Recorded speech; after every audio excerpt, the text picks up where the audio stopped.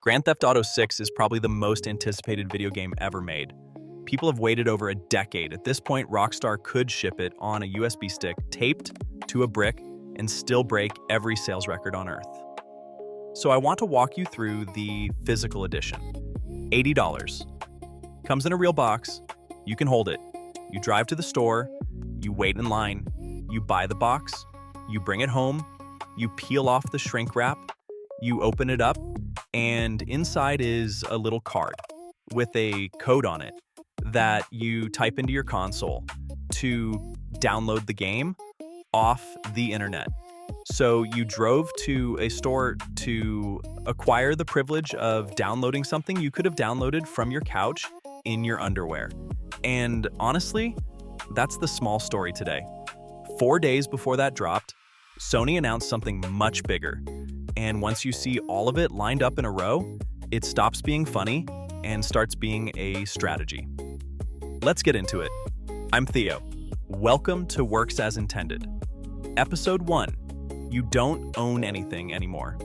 5 real sourced examples of companies selling you a thing, then quietly taking it back. We're going to start small and stupid and build our way up to genuinely infuriating. Buckle up. That's free, by the way. For now. In 2022, BMW looked at the heated seats already installed in your car, wired in, bolted down, sitting under your actual butt, and decided you should pay $18 a month to turn them on. The heating element is already there. You bought it. It came with the car. You are paying a monthly fee for permission to use a thing you own that is physically inside a thing you also own. And BMW's own defense of the whole idea was, and I promise this is real, that it's just like, quote, downloading a film or an extra feature on an app. It is not like that. When I rent a movie, the movie is not hiding inside my couch cushion, waiting for a wire transfer before it agrees to be warm. The backlash was bad enough that by 2023, they scrapped it. A BMW exec even admitted, out loud, that leading with heated seats was, quote, probably not the best way to begin. Not was wrong, not we're sorry. Just bad opening move. Poor choice of first crime. And here's the twist. While BMW retreated, Mercedes went the other way and started selling a subscription that unlocks more horsepower, $1,200 a year, for an engine that could already do it. They built the speed in, switched it off at the factory, and now they'll sell it back to you 1 year at a time. You bought the whole horse. They're renting you the gallop. Somewhere, a horse is filing a formal complaint. And honestly, he has a case. Okay, next contestant, Amazon. In 2009, Amazon sold a bunch of ebooks it didn't actually have the rights to sell. An honest mistake. Happens. Now, a normal company fixes that with a refund and an awkward email. Amazon fixed it by reaching into people's Kindles overnight while they were asleep and quietly deleting the book off the device. You paid for it, you downloaded it, you went to bed, you woke up, and it was just gone. Like it evaporated. And of all the books in the world, of every single title they could have sold by accident and yanked back in the night, it was 1984. They reached into people's homes in the dark and silently erased George Orwell's novel about a government that reaches into people's homes and silently erases things. I could not write this. Nobody could. Even Jeff Bezos gave up and just called it, quote, stupid and thoughtless. There was a high schooler in Michigan reading it for an AP class, had his notes in it, woke up to homework that had deleted itself. He sued Amazon. It settled for $150,000, and he didn't see a cent of it. Lawyers and charity. Best grade anyone's ever gotten on an English assignment, and the kid still got a 0. And Amazon's grand apology? A couple months later, they put the book back and handed everyone a $30 gift card. For letting themselves into your Kindle with an access key you never knew existed, taking a thing you paid for, and then returning it like a raccoon that felt a little guilty. 2014, a startup called Revolv sells a smart home hub. $300. The thing that runs your lights, your locks, your alarm, all of it.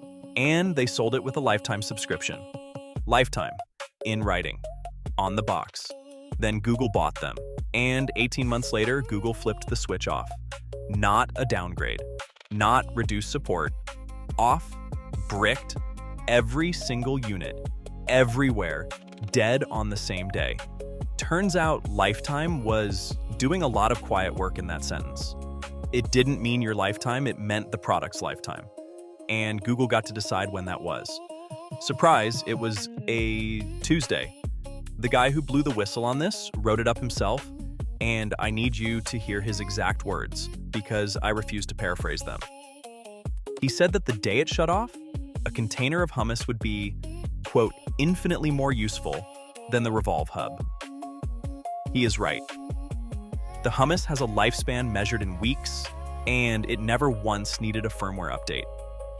The hummus outlived a $300 promise from Google.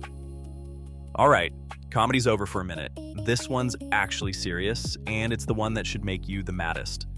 John Deere tractors run on locked software, and when a part breaks, you are not legally allowed to fix your own machine, a machine you paid for, outright, in full, sitting in your own barn, on your own land. You cannot repair it. You have to call an authorized dealer and wait in line. And these aren't lawnmowers.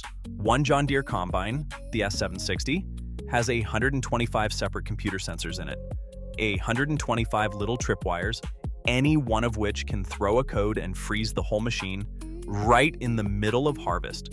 With the only fix locked behind software, John Deere refuses to sell you. So, picture it. You've got a 2-week window to bring in a whole year's crop. The weather's turning, and your tractor bricks itself over a sensor. You know what a lot of farmers actually do? They buy cracked repair software off the internet from hackers in Eastern Europe.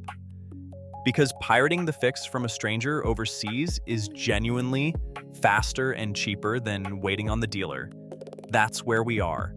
Farmers in America running black market software like it's a jailbroken phone just to operate a tractor they already own. This got so bad, John Deere just paid $99 million to make a class action lawsuit go away.